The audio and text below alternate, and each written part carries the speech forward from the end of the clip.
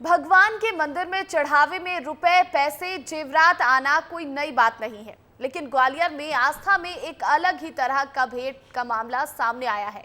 यहाँ एक भक्त ने अपने जीवन बीमा पॉलिसी में अपने सगे संबंधी की जगह ग्वालियर स्थित भगवान अचलनाथ को अपना नॉमिनी बनाया था। अब उनके निधन के बाद उनकी बीमा सलाहकार ने उनकी पॉलिसी और नॉमिनेशन दस्तावेज मंदिर में भेजे तो पता चला कि उसके 7,42,000 भगवान के खाते में आ रहे, जो उसके पास रुपए थे।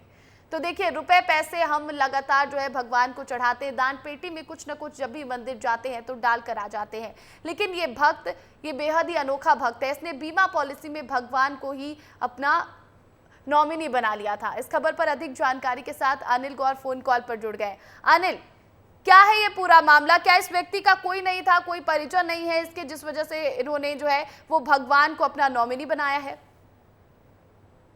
बिल्कुल, देखिए देखिए आस्था में एक अलग ही तरह की भेंट का जो मामला सामने आया है और वाकई बताया जा रहा है कि एक महिला भक्त है जो अपने जीवन बीमा पॉलिसी में अपने सगी संबंधी, अपने बेटे बेटी की जगह ग्वालियर में स्थित भगवान अचलेश्वर महादेव का मंदिर है और उन्होंने उस पॉलिसी में उन बाबा महादेव को अपना नॉमिनी बनाया था। और अब उसके निधन के बाद उसकी बीमा सलाहकार ने उसकी पॉलिसी और नॉमिनेशन दस्तावेज जब मंदिर में भेजी तो इस बात का खुलासा हुआ है।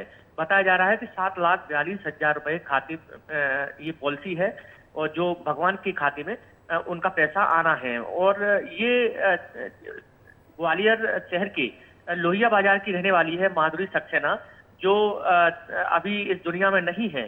बताया जा रहा है कि अपने जीवन काल में ही 2017 में उसने भारतीय जीवन निगम में एक पॉलिसी की थी और उस पॉलिसी में नॉमिनी भगवान अचलेश्वर महादेव को बनाया था। जब उसका निधन हो गया तो जो बीमा सलाहकार था, बिल्कुल, तो अनिल, मतलब हम ये कह सकते हैं कि महिला जो थी उनका मोह भंग हो चुका था संसार से और इसीलिए उन्होंने बीमा पॉलिसी में नॉमिनी भगवान को बना दिया, अपने बेटे बेटी को कोई नॉमिनी नहीं बनाया, उन्हें पैसा नहीं दिया। बहुत बहुत शुक्रिया अनिल, तमाम जानकारी के लिए आपका।